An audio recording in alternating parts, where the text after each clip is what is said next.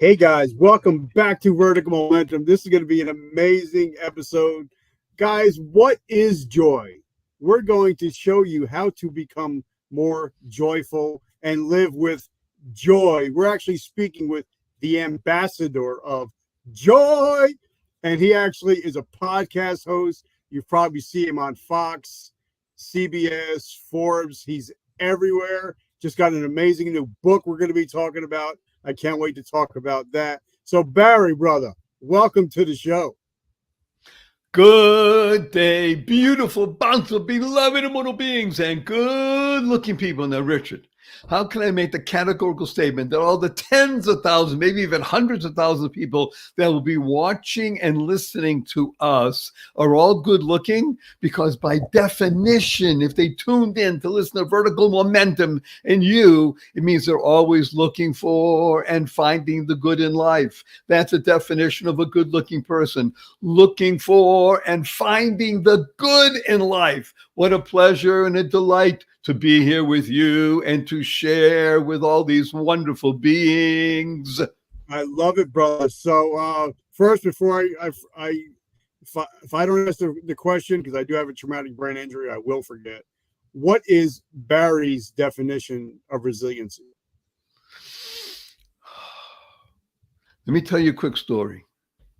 Imagine, if you can, standing up in the morning, hale and hearty, able to leap tall buildings in a single bound, and that evening being in the hospital, totally, completely paralyzed.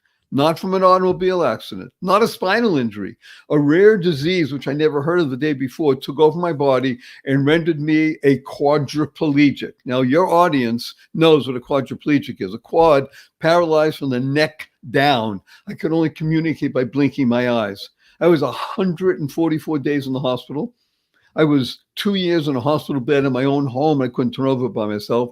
4 years in wheelchair. I had braces on both my legs, my hips to my ankles. That was progress. Thank God today I'm able to be vertical and ambulatory with the help of a 7-foot walking wand. So I'm a triped, not a biped. I can't walk up a stair by myself. I can't walk up a curb by myself. And I've helped 12 hours a day, 7 days a week. But you hear my voice. Positive, purposeful, powerful, and pleasant. It's all because of one word. This is what I have used to be resilient. And this word is smile. Smile? Yeah, smile. I want you to internalize, utilize, and leverage the acronym for SMILE, which stands for Seeing Miracles in Life Every Day. Resiliency is seeing miracles in life every day. Small, large, amazing, but they animate you. That's how I live with resiliency. I love it, and I just love your energy. I love everything about you. Since we started, I knew we were going to have you on. If your numbers on your podcast have go up, I claim total responsibility because I've listened to every episode. I've listened to every episode and I love it. I'm going to give a shout out to my friend Brian down below. The coffee that I do sell, everything that I make goes to his organization that helps veterans struggling with homelessness. So we'll be talking about that. Brian, we're embracing you. We love you. We're here to serve. All right, so we're gonna hop back. We're gonna get in the DeLorean. We're gonna hop in the Wayback Machine. We're gonna go back to growing up in Massachusetts by Fenway Park. What was that like growing up as a little kid? Okay, first of all, I had what we call an idyllic youth, all the way up almost a teenager. It's hard to describe how wonderful it was. Why? Because I had a mother and a father. I had 2 younger sisters. So I'm a firstborn Jewish boy in firstborn. Now that gives all the benefits you could ever want in life. It's telling you how you're capable and all kinds of wonderful things. But here's where it gets really nice. I was born in a place called Dorchester, Massachusetts. I'm doing it purposely. Dorchester. It's my accent coming out.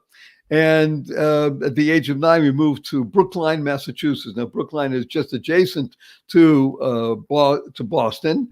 but it's literally right adjacent, and it's an amazing place to grow up. Brookline it used to be called the Wealthy Towners because it's a very wealthy town. It was a town. But the important thing is I grew up in the shadow of Fenway Park, or as we call it, Fenway Park.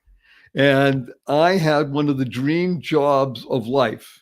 And this dream job was a rocket ship, Richard, that helped me understand living life and understanding what it means to be an entrepreneur. I had no idea how to spell the word at 12 and 13 years old, but I understood something about it, which is you're independent, you're capable of doing something, and it's up to you to make the money and make sure things happen. And how do you do that? I was taught three things, one by my father, one by people on my street where I grew up, and one by Elijah, the peanut seller. So I'm going to tell you very quickly. My father, very wonderful man, taught me that the word business is spelled, hello, B-U-S-I-N-E-S-S. You'll love this, Richard. Now, he said, my father taught me this. I'm talking about 7, 8, 9 years old business. The U comes before the I. When you are capable of giving to other people service, the I will be taken care of. You don't have to worry about it.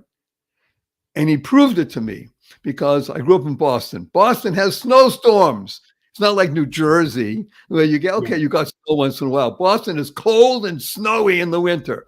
Okay, and there were sometimes 2-3 times a year even, where we'd have some real snowstorms and school was canceled. Woo-hoo! You heard about it on the radio, by the way. And I'm talking to people who have no idea that there was no internet, there was no air conditioning. I mean, okay, fine. And we still had a wonderful life. But when you had snow and school was canceled, what do? Well, for me, what I did was I bundled up, and because you got to get warm because it's cold out there and a lot of snow. I'm talking, okay, sometimes only 6-7 inches, sometimes it's 14 inches, which is great. And with a shovel and gloves, I went out and I went knocking door to door to shovel driveways and stairs. And here's what gets interesting. I learned how to do 3 things. A, negotiate. Isn't that wonderful? You have an 8-year-old kid knocking in your door. Hello, Mr. Kaufman. I'll shovel you in. He didn't want to go out and do it. How much you want, kid? And he knew me anyway. How much you want? I want $7. $7. You got to think $7 then was like $25 today, right? Or more. $7. No, I'll give you 4. And you negotiate. And here was the most important piece. This is for everybody listening who's in the business world. I learned how to say no. If it wasn't what I wanted, because I know how hard it is to work and to make, let's say, $7. And if I didn't want to do it, I would turn and say no. And guess what happened? Almost every time. Oh, wait a minute. Come on back here. Okay, do it. You hear that? The power of no. But here's the other thing that I learned. So in the course of a snowstorm, I could shovel 6-7 different houses. I can make $40, $50. Hello, a lot of money for an 8-year-old kid, right? But one time my father said, you have friends, why don't you get your friends to help out? You'd get the jobs, give them 80%, you make 20%. He didn't say it like that. He said, you give them most of the money, you keep some. And then now you can multiply yourself. It's called leverage. We didn't say that, but that's what leverage is, right? So another snowstorm, I was 9 years old. It really was amazing. I asked about 6 or 7 of my friends. Only 3 said yes, but that's okay. I got the jobs for those 3 people, and I did a few myself. So instead of making $40 or $50, I made $80 or $90, and they made money. So everybody hear this? It's the power of helping others, leverage, the ability to say no, and being capable of when, hey, it's snowing, everybody else is playing games and such, you get dressed and you go out and you knock on doors, make stuff happen. You hear that? Make stuff happen, learn how to say no, and leverage. Now I got to tell you the greatest job in the world. The greatest job in the world for a 12-year-old, 13-year-old, 14-year-old. I sold newspapers, scorecards on the front, outside Fenway Park. Now, anybody who knows anything about Fenway Park, it's a place that people go from all over the country, even if you don't like the Red Sox, because it's one of the few stadiums still standing. It was built just about 100 years ago, in 1921. So just over 100 years ago, the same place. Not much has changed. Okay, inside, of course, and structurally have to fix it up, but the same place for the past plus 100 years. Well, I'm not that old, but I was selling newspapers there, scorecards. You see, 1960. So the park was open already by that time, plus minus 40 years. But in the middle of the city, Richard, people take the streetcar. Well, we have streetcars in Boston, streetcars and such, and drive and stuff. I got the opportunity to sell newspapers. Well, you sell newspapers and you can make money. Now, there's 3 ways to sell newspapers. One is to stand there and hold up a newspaper. You still sell something because people want the scorecard. It's cheaper outside than inside. Okay. The other way is to be, hey, look, scorecards, get your scorecards. And I was vocal. I'm not shy going out and doing it. Okay, I sold a lot of scorecards. I had my corner and I earned it. I did very well. But the third thing is I was able to listen to one of my earliest mentors. His name was Elijah. And he was literally out of Central Casting. He was what we call wizened. He was probably my age at the time. So I'm 74. So just imagine I'm a 12-year-old, 13-year-old, talking 7-year-old black guy who with a wizened face, and he was sitting on an empty milk crate carton in front of this big open push cart, 6 feet by 6 feet or so, with roasted peanuts on it. And he bagged them. So he said, "Hey, kid, come over here." Came over. I said, "Yes, sir." I was raised in a good home. "Yes, sir." He said, "Let me hear how you're selling your scorecards before the game started." I said, "Hey, get your scorecards. There's scorecards here. Hey, get your scorecards." He said, "Okay, you got a good voice. You're projecting. Okay, but where's the value? Hello, where's your value?"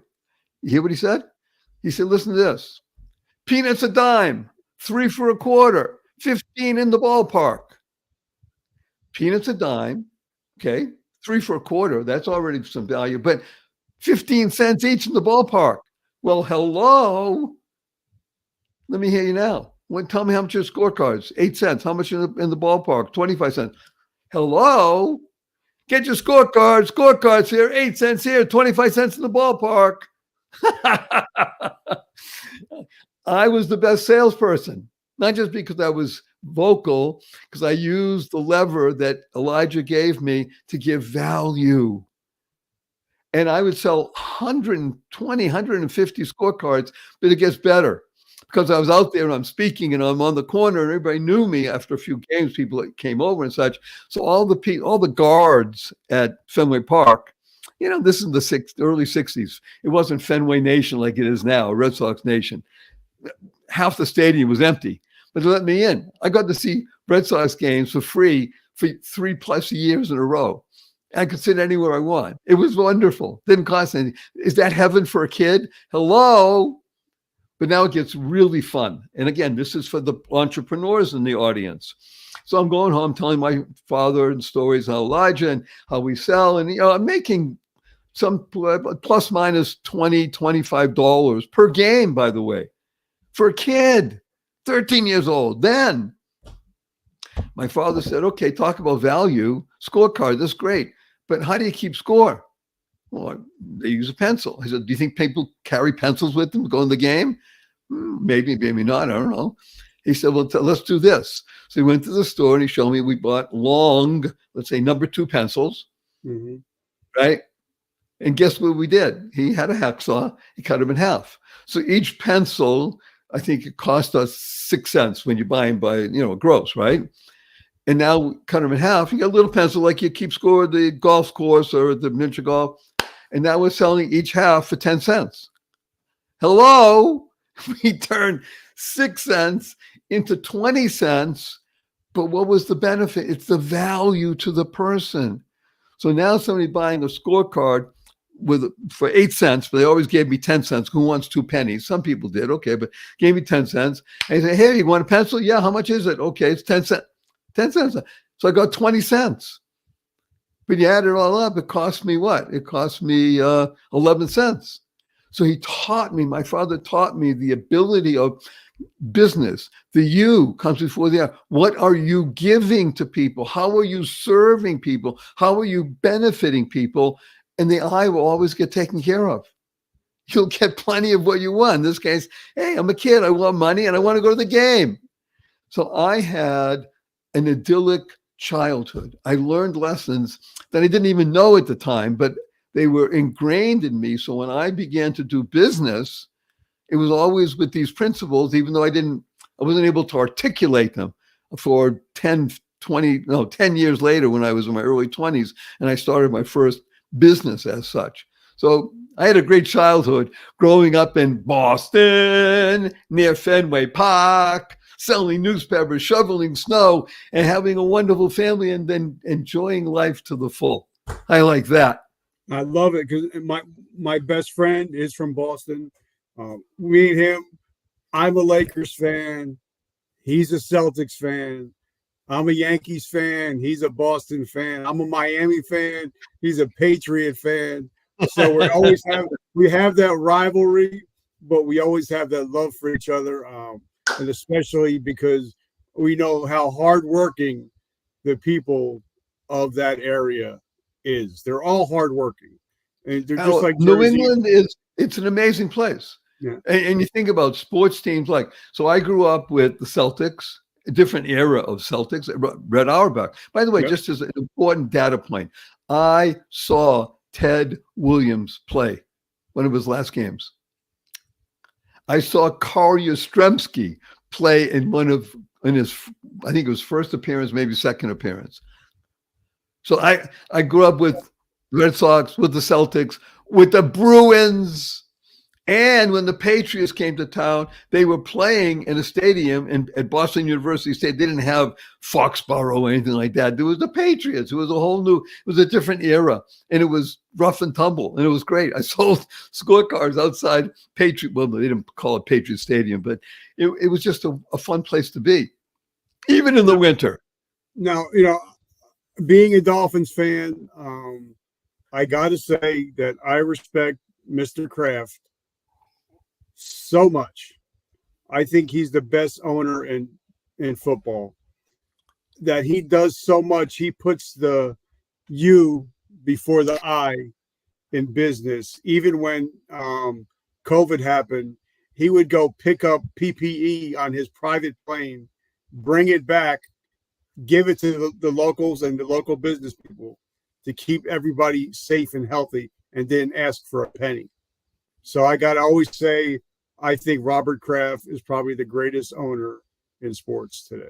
So. And thank you for that shout out. And let's hope that Bob Kraft gets this message in this podcast, because yes, we applaud people, in this case, a human, they're rich and all that. Yes, but he understands that it's the you, and he did it. He had the opportunity and he used it well. Well said, Richard. That's the leverage of life, right?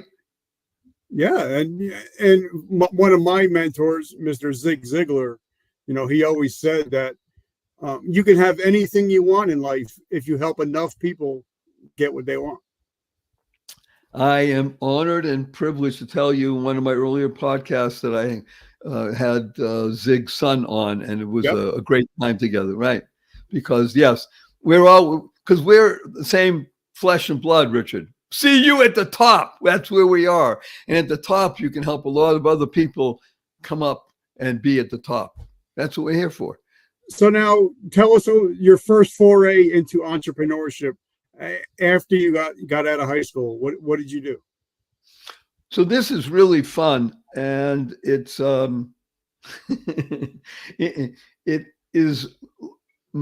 it's founded in a very important principle. And the principle is, again, something I learned from my father and another person in business. And that principle is you cannot fail. I'm going to emphasize that again.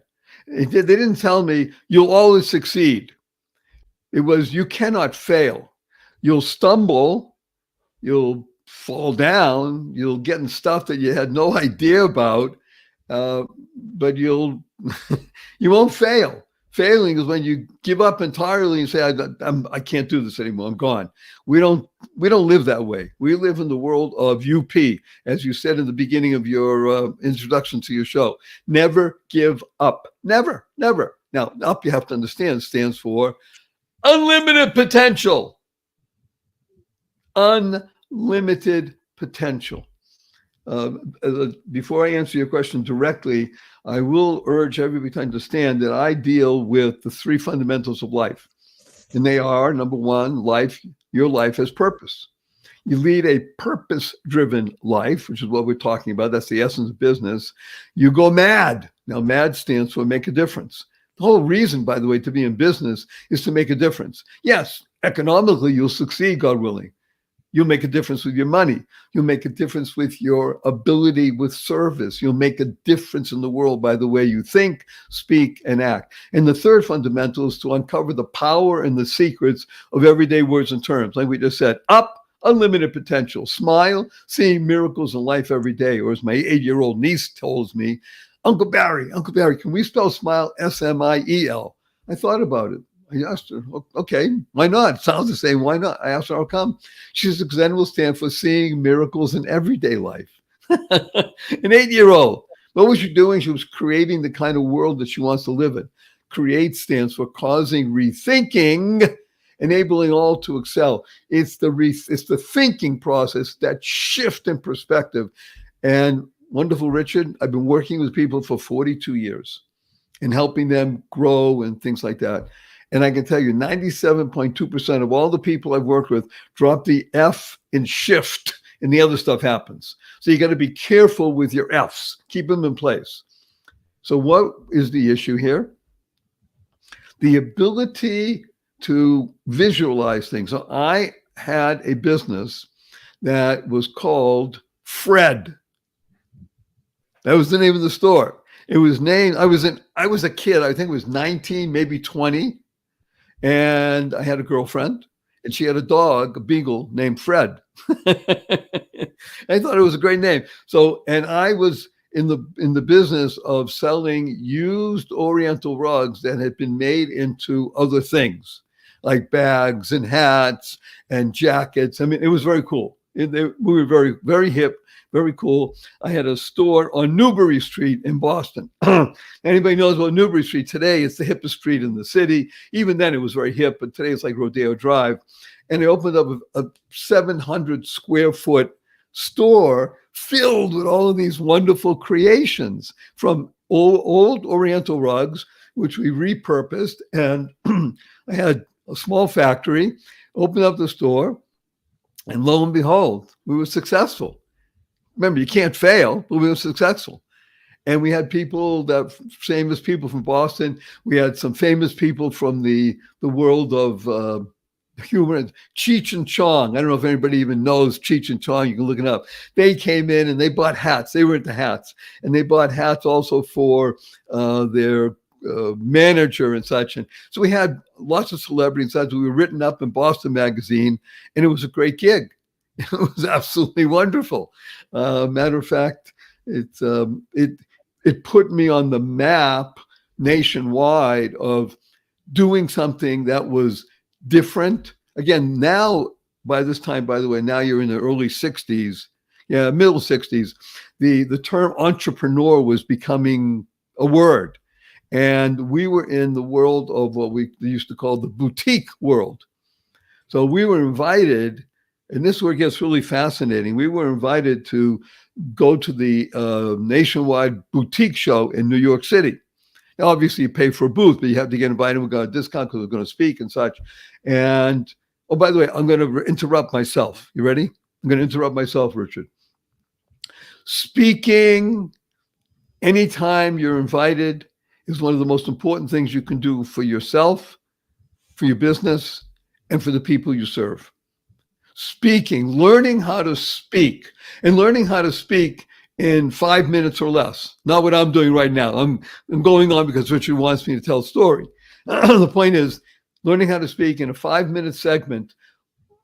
Find a place where you can learn how to do that. Go to the Optimist Club. Go to any kind of speaking place and learn and teach yourself how to speak about your business, about yourself. Tell a story, because stories are what attract people. Story with a purpose, like I'm going to do right now. So I was invited also to the boutique show. I was going to speak, I was going to show, and we had orders already from big companies like Macy's and places like that, because we had boutique goods. We had wonderful things that people said, wow, this is pretty cool. So going to the show, it was in the middle of June, and it was the show was going to begin on Sunday. So we drove up, myself in one car, the head of my factory, a wonderful woman in another car with a lot of our samples and such, and driving from Boston down to New York. It's going down to New York. In those days, we went across the state and through the New York Thruway. And I was driving my friend's car, her car, and she had a Volkswagen Beetle. No seatbelts in those days, by the way. Imagine, hey, different world, right? No seatbelts, Volkswagen Beetle, stuffed with all the stuff from the factory. And she had my car, which was Volkswagen Bus, which I had another story, and filled with all our stuff. We're driving along, and I think it was maybe 12:30 and past midnight. Going down, we're going to stay overnight in the hotel where the boutique show was, and then life happened. Somebody fell asleep at the wheel of their car, big Buick, going in the opposite direction. The car hurtled over the median and hit my Volkswagen Beetle head on. We'll call it an accordion. It was, the fact that I'm even speaking right now is, by the way, one of my first brushes with people call this near-death experience. Mm-hmm. I call it near life, because when you're that close to the edge, you're living life to the full. I mean, it's there. So I didn't die in the traditional sense, but it was amazing because they didn't know if I was going to make it through the night. Suffice it to say, it was only my car, no, my friend's car. And by the way, it was so interesting. It was, I think, the year or two after the Jaws of Death, or Jaws of Life, they call it, I'm sorry. Jaws of Life was a phenomenon in, in fireplaces, fire houses and such like that. And they used that to get me out of the car, because otherwise, then there was glass all over me. My right leg, the femur was broken in many places, so the right leg was smashed. And the amazing thing is I never lost consciousness until they were able to extract me with the Jaws of Life and put me on a flat surface, and then shoot, I was out. So I had no idea what was going on. But my body was so racked, when I got to the hospital, they asked my friend if she had my parents' information to call them to say, you got to come up because we don't know. Do you hear that, everybody? I guess this is part of resiliency, huh, Richard? And so, I want, because for something I'm thinking about, because I've had, I got hurt on duty, I lost my vision, and I almost died. But from that moment on, I started to live, because I knew I cheated death. So, so knowing that, okay, when you got paralyzed, you already came back from a car accident. So you knew that, all right, I almost died. So everything else is just a gift from this point on.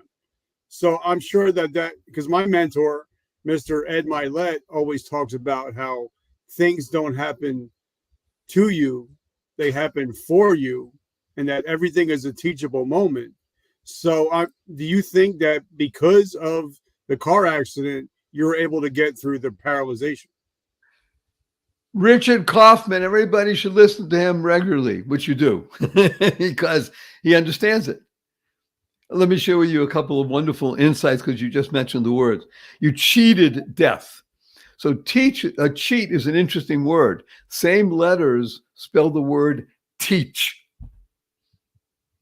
You want to, shifting things around, using letters and words to make a benefit for your life. You want to learn that as a teachable situation. And the other word you use is a gift. When you think of life as a gift, GIFT stands for Godly Inspiration Facilitating Transformation. See, when we're discussing, Richard and I, for everybody here, it's not about, wow, a lot of information here that I can use. You're right, but information is readily available. This is the internet. This is today. Hello, information is out there. You don't need more information. You have everything you know. By the way, that's another thing I learned as a young entrepreneur that I was taught. You have everything you need. You have it. Okay, you just need to refine it and move in certain areas. The second thing is that this is not for inspiration. Wow, listen to Barry Shaw's story. This is amazing. He came back from here. Or Richard, the comeback coach, and all the things he's been through. Inspiration is great, but you know what happens. You hear it today, and 3 days later, okay, life. This is a time for the big T, transformation. Transformation is a process, not an event. And it's a decision, because life is a 3D process. That's what we call it. And it's made up of decision, discipline, and determination. The first step in the process of resiliency, of growth, of never giving up, you can't fail, it's impossible, I'm possible, is the decision to understand that you're here to transform your life for the better, for your benefit and for everybody in your life. That's the genius of being alive, as you said, to teach myself and anybody else. And you teach, by the way, the best by the words that you use, actually with the thoughts that you use, the words that you use, and the deeds. Thoughts, words, and deeds, we call that being spiritually aligned. You do that, you're a teacher, you're a lover, you're a liver, you're a giver, and you're in life to the full. Life stands for living inspirationally for eternity. That's what your life is all about. Yep. And guys, because I want to dig a little bit, we're going to go a little bit deeper because they call me the male Oprah and the G.I. Joe Rogan. So we're going to go a little bit deeper. But wow. As you know, I was in the military for 23 years, with GNC for over 30. I loved pre-workouts. I loved coffee, but either they tasted like ass or they made me go to the bathroom as soon as I drank it. So I started my own. So I started my own coffee. You can't really see it here, but it's called Vertical Momentum Coffee. It's all veteran hand roasted, twice the amount of caffeine, twice the amount of energy. But the difference is if you buy a bag of my coffee, I make $0 on it on purpose. I don't make no money off of it whatsoever. It all goes to Brian helping. What we're going to do is we're going to take 12 veterans and their families, feed them, take care of them physically, mentally, spiritually, financially for 1 year for the veteran and their family at zero cost to the veteran. So if you love coffee with a mission, write coffee down below and I'll get that information to you. So for every cup of coffee, you're actually saving a veteran's life. Also, guys, if you're in New Jersey and even in Boston, they got a lot of great Italian food. I love to eat, obviously. But one of my friends, they own a place here called Muriel's Trattoria. Homemade Italian food. I mean, their mom is literally off the boat from Italy. And she's the one that's preparing all the meals with love. So, guys, if you love Italian food and you're in the New Jersey area, check out Muriel's. And if you love food, just write food down below. So I want to thank them. Without them, I wouldn't be able to save lives like like Barry and I are doing right now. But Barry, let me ask you a question because I lost 80% of my vision about 3 years ago. My hearings got a lot better, not according to my wife, but my hearings got a lot better. And you've said the word speak 14 times since we started. And I wrote down because I'm a big Neil Diamond guy. We all know Neil Diamond, great Jewish American. But when we went to go see his play, Neil Diamond, I don't remember the name of it, and he sang, "I said I am," I broke down and cried once I heard the lyrics to realizing that whatever you say to yourself is more important than what you say to others. So talk about, because I know that's very important to you, is self-talk, the way you talk to yourself.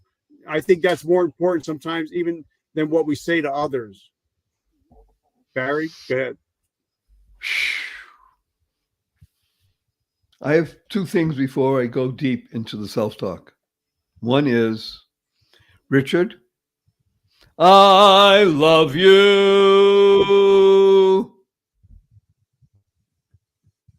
Second thing, you're right. I'm married 45 years also, so I have hearing issues, as my wife says. And then she adds selective. Yeah. Okay, so we're in there. Let's talk about the most important speech that exists. And as Richard said, it's self-talk. So let's unpack it. Let's do the deep dive, the Joe Rogan, and make sure that everybody embraces this, because here is the nub. Here is the foundation. Everything that you hear out there is noise. All right, selectively you allow in. When you listen to Richard and Barry, the ambassador of joy and the comeback coach, then this is not noise. This is focused, intensive, and directed, beneficial transformation for you. My name, wonderful Lisa, is Barry Shore, BarryShore. Everybody, please go to barryshore.com and enjoy everything that's there. It's transformational. And you can go to barryshore.com/ebook and receive absolutely no cost one of my 3 best-selling ebooks, and they will help you. They're transformative. They are there to be of service. All right, Barry, first I want to give a shout out to this young lady. She is the master of Social Security disability. She actually helped me and my family get my Social Security disability for me and my daughter. So without Lisa, I wouldn't be able to live the life I am. So I just want to give some love and a shout out to Lisa. Yay, Lisa. Thank you. Thank you, by the way. Thanks stands for to harmonize and nurture kindness. To harmonize and nurture kindness. So let's talk about self-talk. So everything you hear out there, no matter what anybody says to you, no matter, and nice to meet you, wonderful Lisa, whatever, it's beside the point. The most important speech you'll ever listen to is that which comes from you. And by the way, as we all know, your harshest critic is you. Yourself, right. So we're going to shift that. Shift. Remember, keep that F in place. SHIFT. Keep the F in place, the other stuff happens. So let's talk about the word self. Self has 2 levels. There's the lower self and the higher self, as we know. The lower self stands for seeking excitement, losing focus. Yeah. What's next? What do you want to do? Get excited. Okay, the shiny object syndrome. Yeah, that's the way to live life. Well, if you do that, then you're not serving, you're not focused, you're not bringing about the transformation that you need inside of you. Everybody knows this. When you're 16, when you're 26, 36, 46, 50, sometimes people don't not recognize it till they're 76.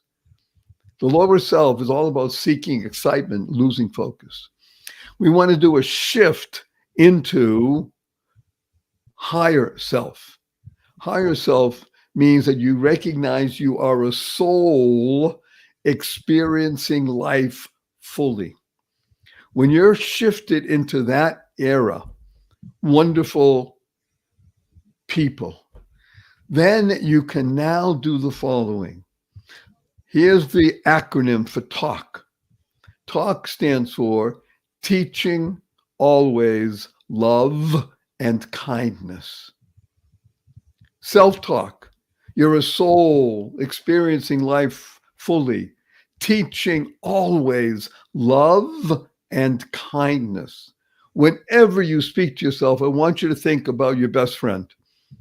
I know some stories about people because people bring them to me because that's what I do when I do my coaching and also with our place called the Joy of Living Community. And people, I'll give you an example of something. It's a woman, her best friend called her up and needed to confide in her. So of course she said, yes, come over.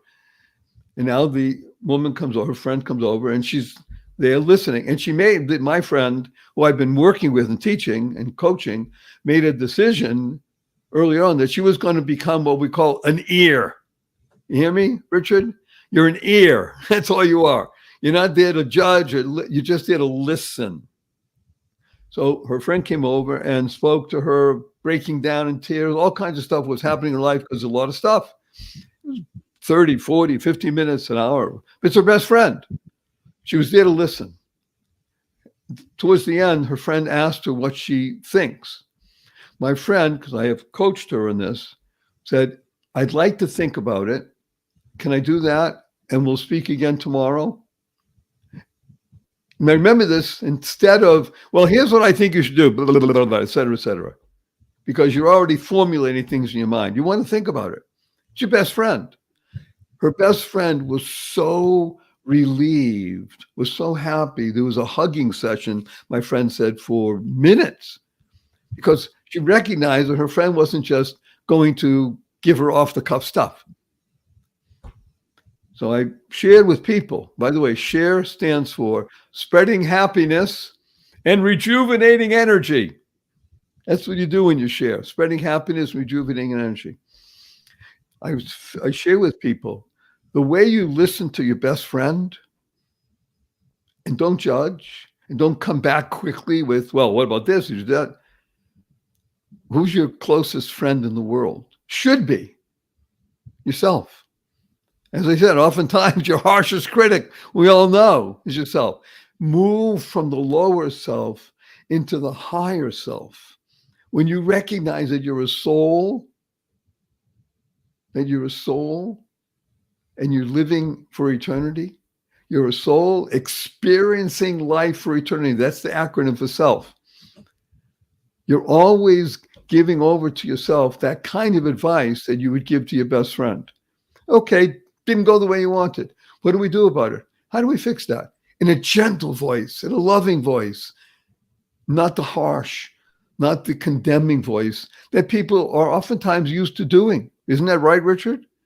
Yeah, well, as you're sitting there talking, and obviously I write everything down when I'm talking. So don't ever think I'm ignoring you.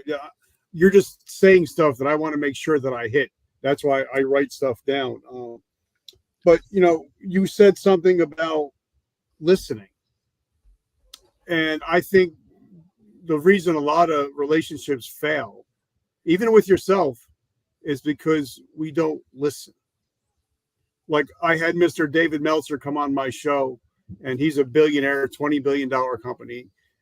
And he left a review on my show and he said, Richard is more interested than interesting.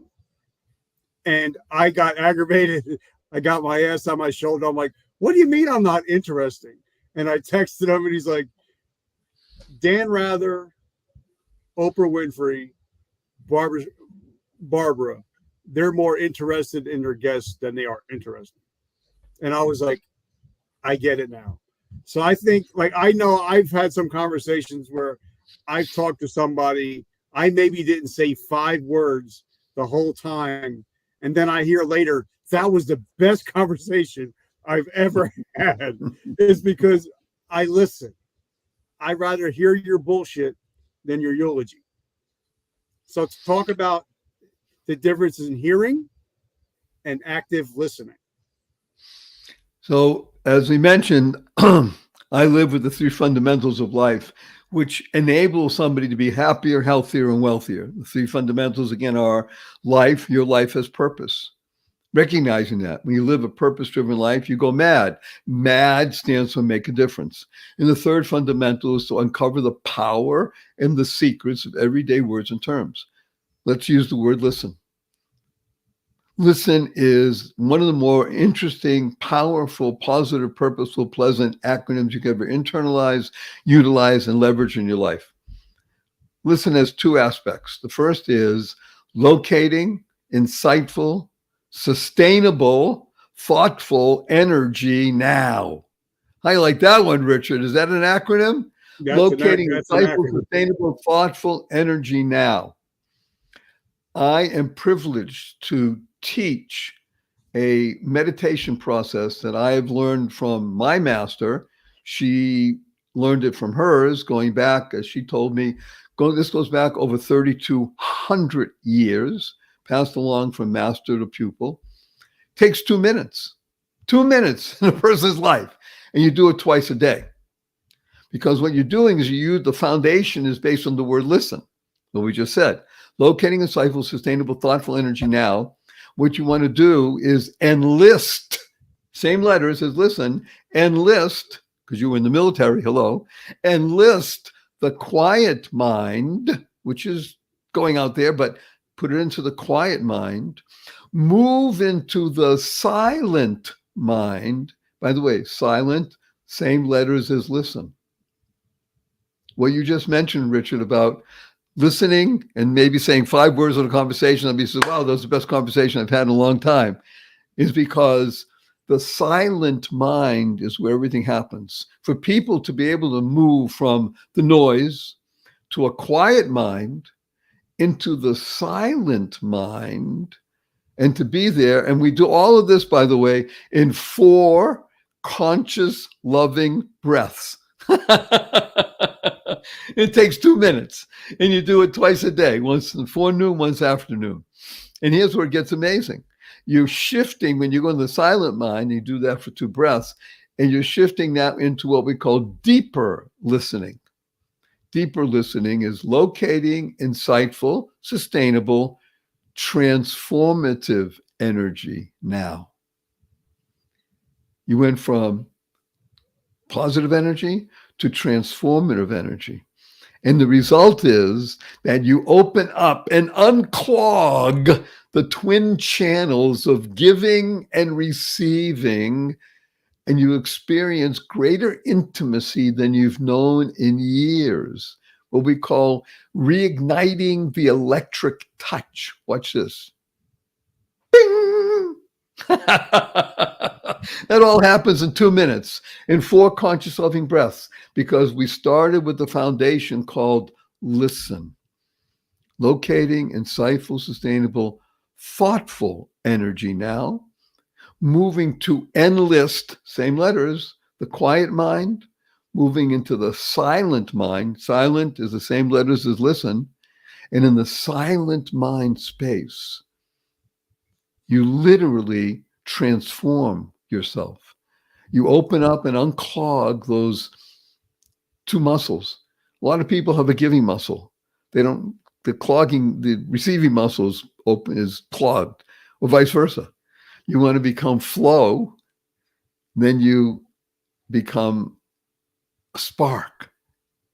That all happens. But now, with what you're talking about, because I have a friend and I listened to his podcast and it totally changed it turned my whole world upside down on New Year's Eve. He said, you should always pick out a word or 2 for your year. And I always thought that was bullcrap, but I'm like, you know what? I'm going to try it. So my 2 words for 2023 is intention and attention. And I realized the first one again is intention, and the second one is attention. Attention, A-double-T. Yeah, but I realized that everything we do, if we're not doing it with intention, then we're not going to get anywhere very far. Like for me, this weekend was amazing. We just put a jacuzzi in our house, and just to be able to sit with my wife in the jacuzzi, no TV, no phones, and just talk with each other was the greatest.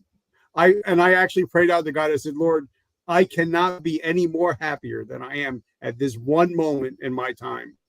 But it was because we set the intention of spending time with each other. And I think once we, like you said earlier, you said sometimes you have to say no. And for me, my thing is, if it's not God, family, friends, or business, I do not have time for it. I do not have the bandwidth for it. and it is not part of my intention.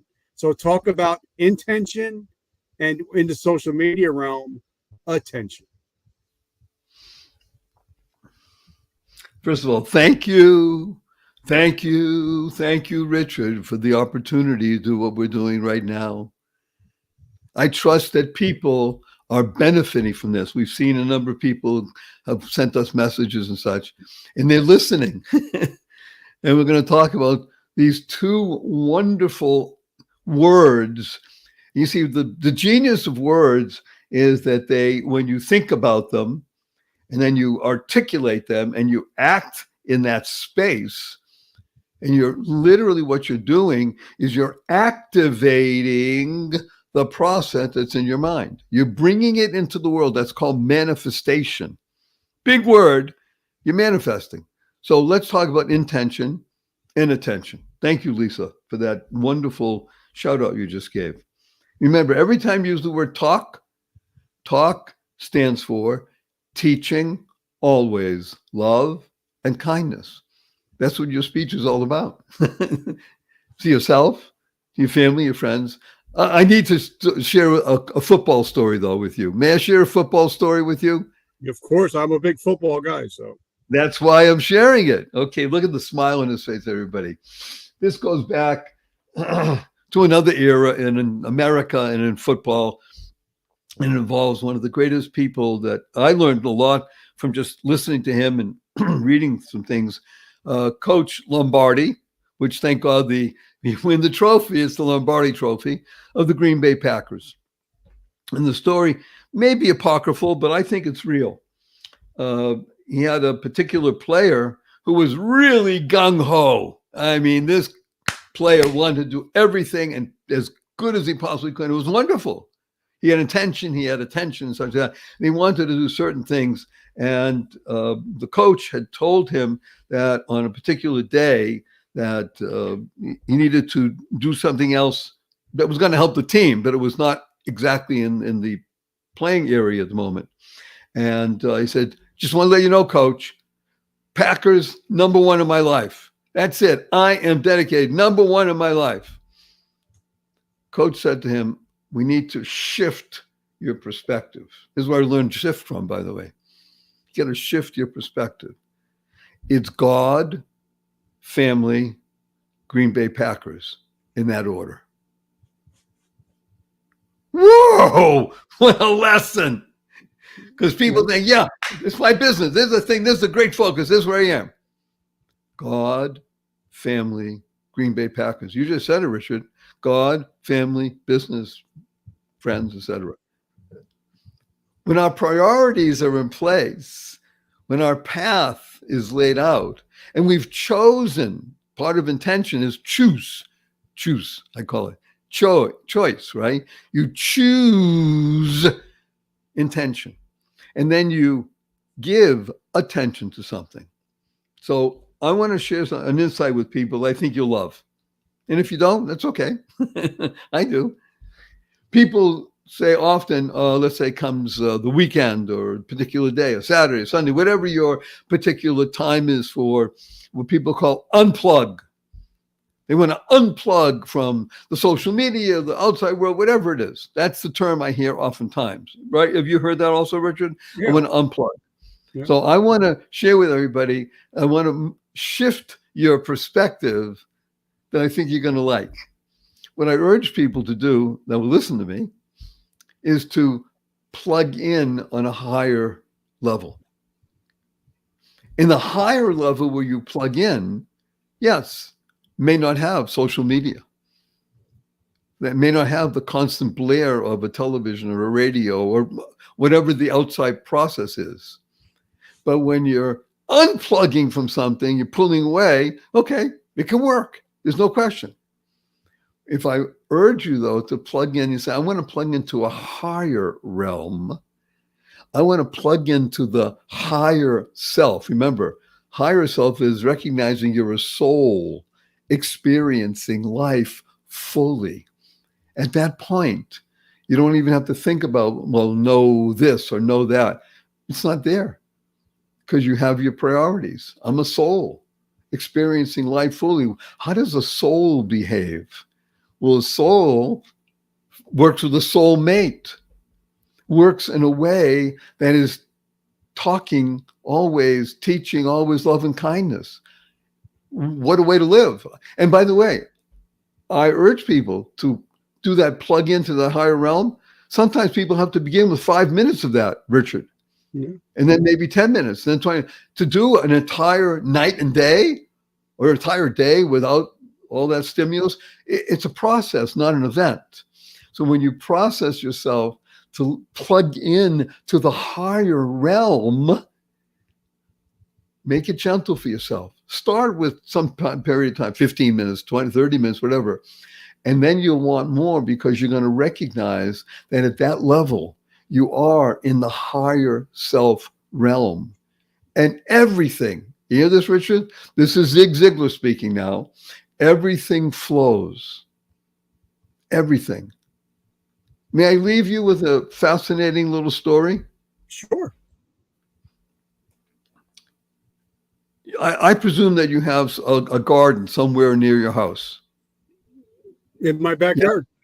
In your backyard. You have trees, you have plants, you have flowers, right? Yeah. Fruit trees. Yeah. Great. So I'm going to share with something that this is going to shift your world, kid. So if I ask you to write down on a piece of paper, let's call it 2 letters we'll start with, an L and an O. How would you pronounce L-O? Low. Thank you. Okay, put a W after the O, L-O-W. How would you pronounce it? Low. Okay, let's put an F in front of the L. How would you pronounce that? Flow. Good. And flow, when you think flow, you're thinking of movement and nice stuff and the river and just energy, right? Yep. So now you go in your backyard and you look at this thing coming up from the ground. Why do you call it a flower? You know what it really should be called? And it is in my world? A flower. Think about what it is. If you were to able to get inside of it and just do a movement around, you know that in your body, by the way, if you ever listen to your body with a stethoscope or some other thing, you can hear the blood. You can hear the heartbeat. You know this stuff moving. You're not static, are you? Hello? Yeah. Static is when they call the other thing happens. The same thing with this plant. It has flow. It's stuff happening all the time. Matter of fact, when you cut it, then you're cutting it off, then the flow stops. But this is really a flower. Everything about it is beaming. It has sunlight. It has juices in there. It has a face. Let's call it a sunflower plant that says it's a flower. So when you start thinking like that and you look around at nature, and you recognize everything is in movement. That's what is the essence of life? Movement, right? That's the essence of resiliency. When I was paralyzed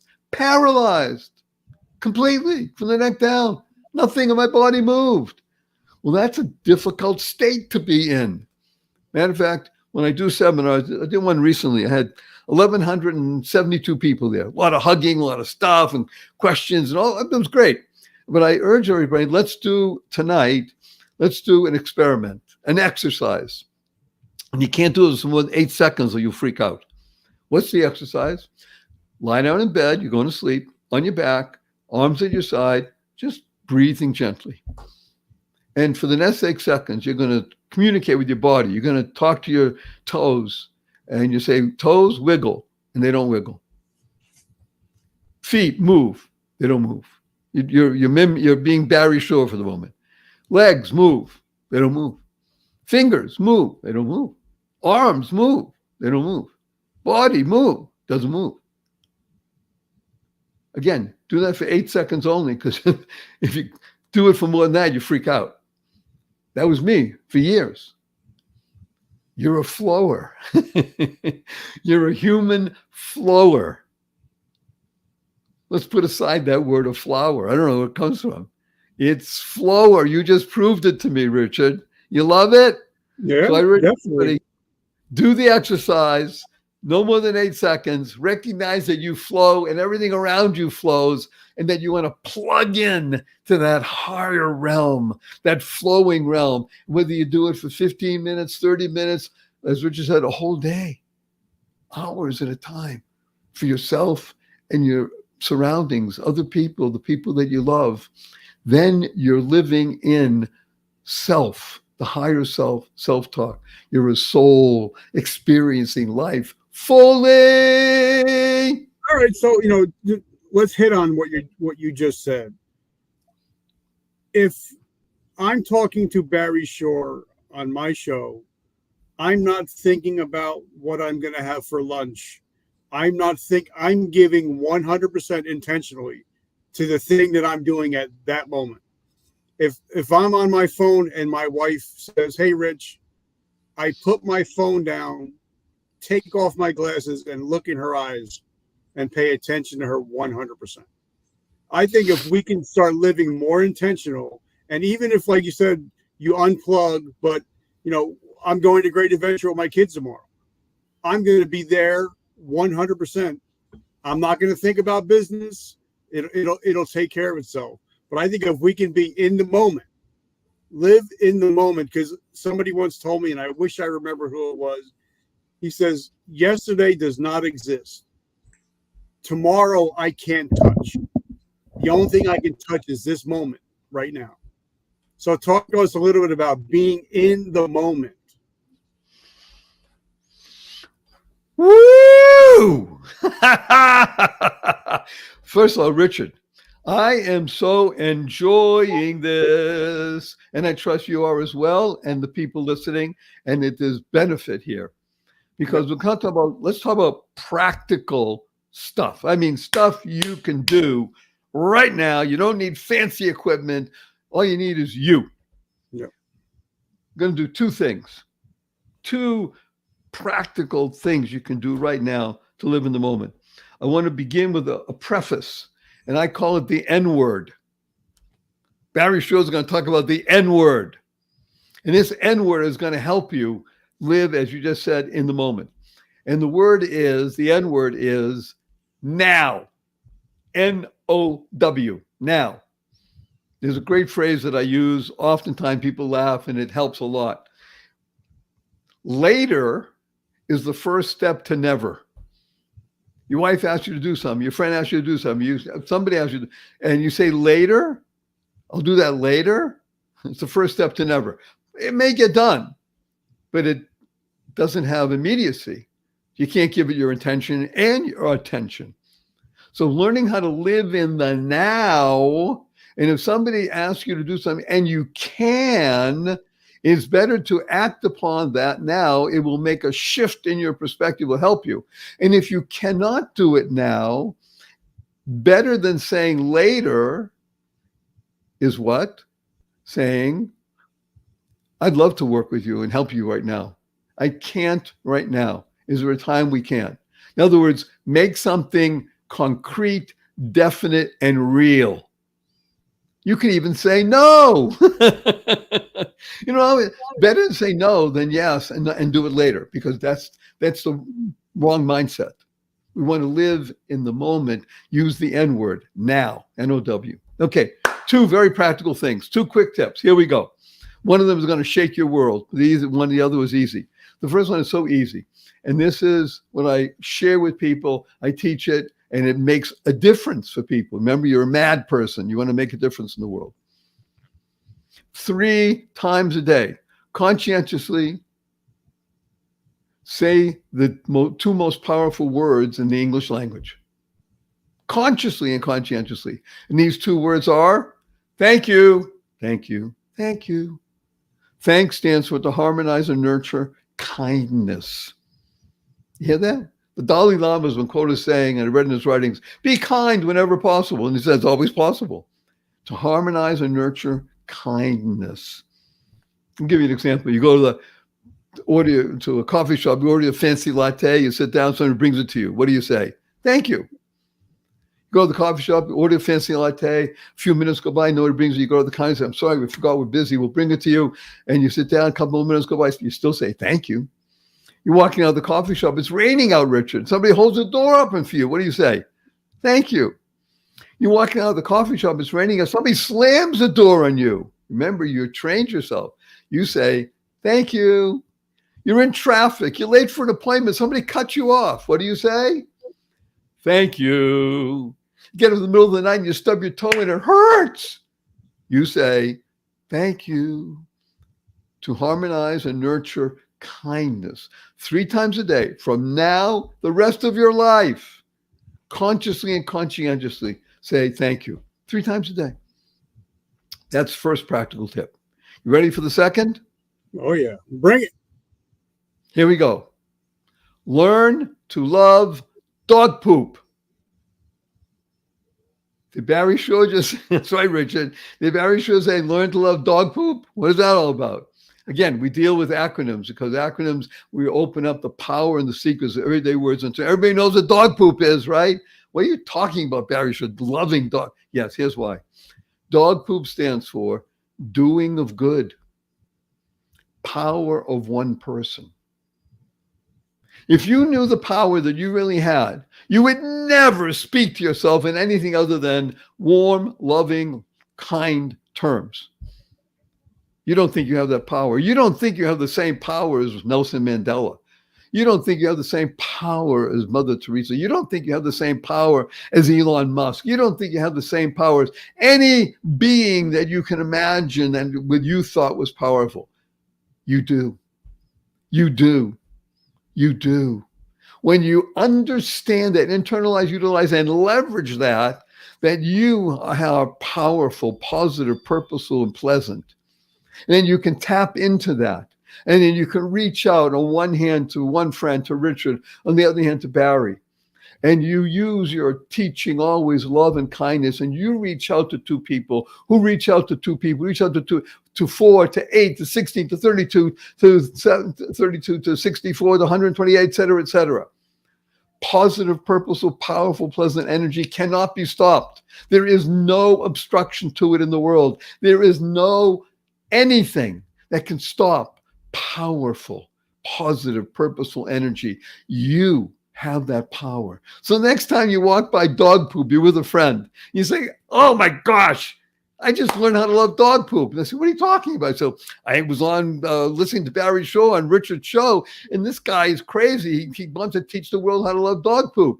And your friend said, what's that? I said, doing of good, power of one person. That's who you are. You make a difference in the world. And therefore you'll be happier, healthier, and wealthier. Who doesn't want that in life, Richard? All right, so then for the last couple of minutes, I want to talk about, and I feel it with you. You're a gratitude guy. I'm a gratitude guy. And for me, one of my great friends wrote a book. His name is Mr. James Clear. He wrote a book called Atomic Habits. And for me, I know that my day is predicated on what I do before I go to bed and what I do when I wake up in the morning. Now, guys, here's a life hack that, and I know you guys, I talk about it all the times, but it works. Every night before I go to bed, I put my arm around my wife. I pray for her happiness, her health, and I pray God that I can be the man that she deserves. And then before I go to bed, I say 3 things that happened during my day that I'm grateful for. And then when I wake up in the morning, of course, I say my serenity prayer because I'm always surrendering. When I wake up in the morning, if I could see something, because I'm losing my vision 3 years ago, I say out loud, thank you, Lord. It's going to be an amazing day. And then I get up and go about my day.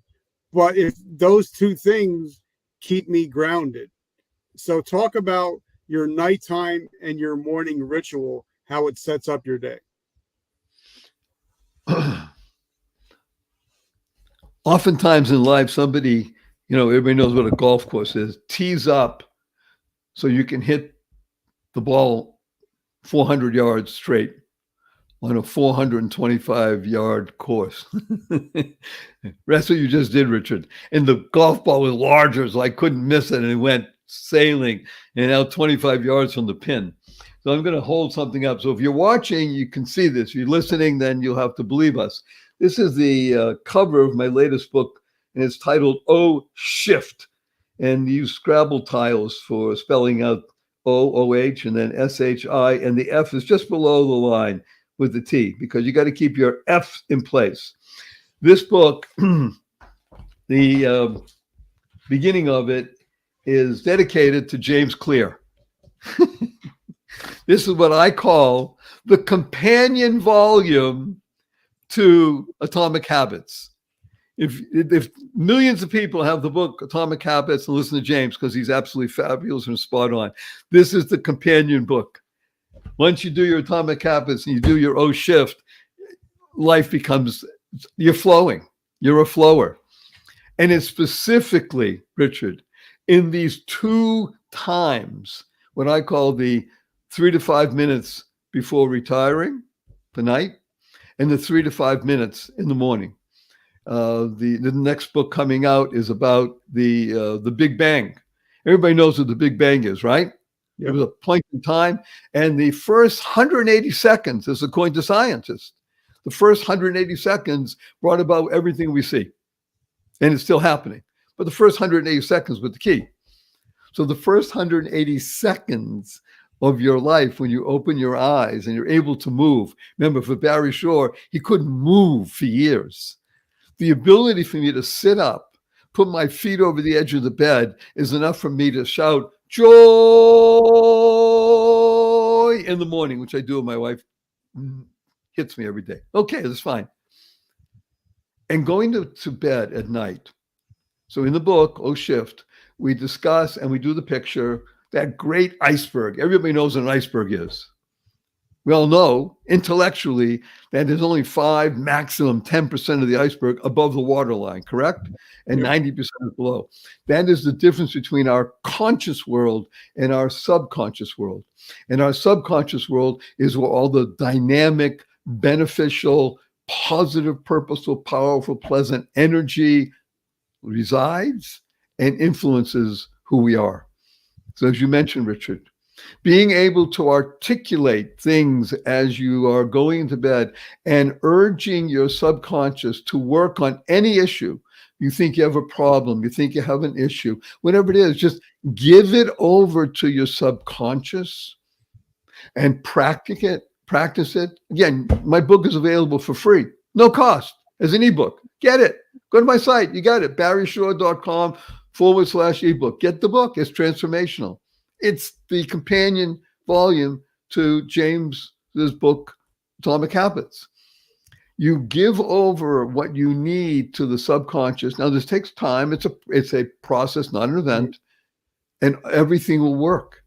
So that when your eyes are open in the morning, you might even say, "Oh, wait a minute. You know what happened? I just got that." Well, you don't have to do that. Just things start flowing. Yeah. But to be able to open your eyes in the morning, recognizing that you're able to consciously close your eyes at night and move about and do things and have your subconscious for several hours, 7, 8 hours, whatever the time is, work on everything in your world. Again, remember we talked about business, the you before the I? You can't fail. It's all there. Those few minutes before you go into deeper sleep, and sleep is what I call the miracle cure. You hear that? Sleep is the miracle cure. Waking is the greatest gift that you could ever have. Being able to move your body, to sit up, put your feet over the edge of the bed. That was my vision for more than 2 years of my life. Took me that long to be able to do it. Still takes me 10 minutes to get out of bed in the morning, by the way. I can't just get up and stand up and move. I use a device. It doesn't matter. I can do it. So you're spot on, wonderful Richard. Sleep, the miracle cure. Use your subconscious. Awake, be alive, be thankful. Remember, to harmonize and nurture kindness. And what I do is use the joy. It's the new Om, as my friend who's 16 years old said to me when I taught it to her. She said, "Wow, this is the new Om. It's joy."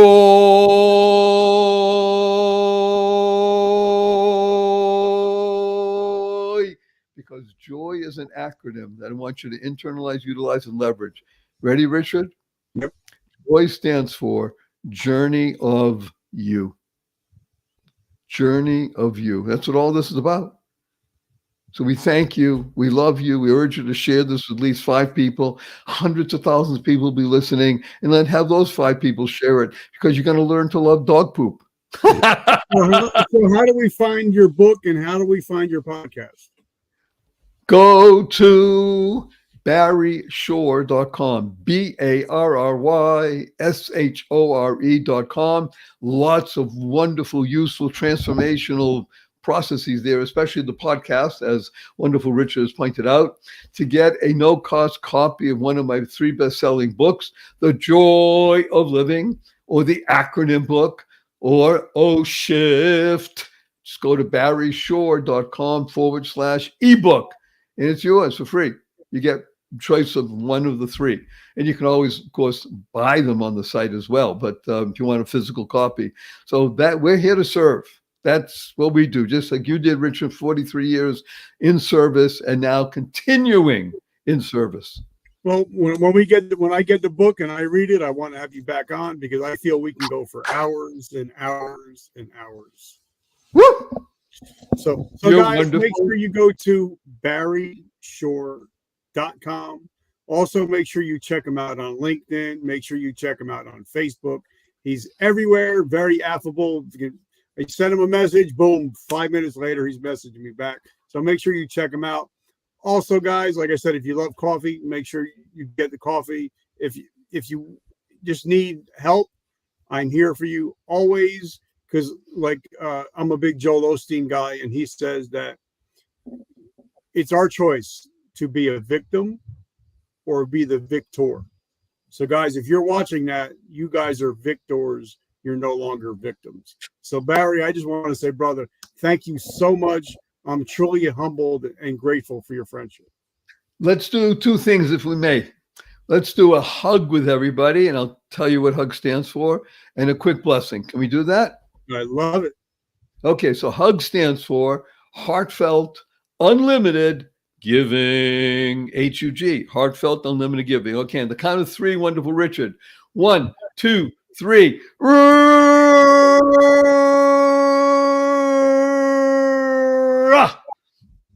And our blessing from Richard and Barry is: go forth, live exuberantly, spread the seeds of joy, happiness, peace, and love.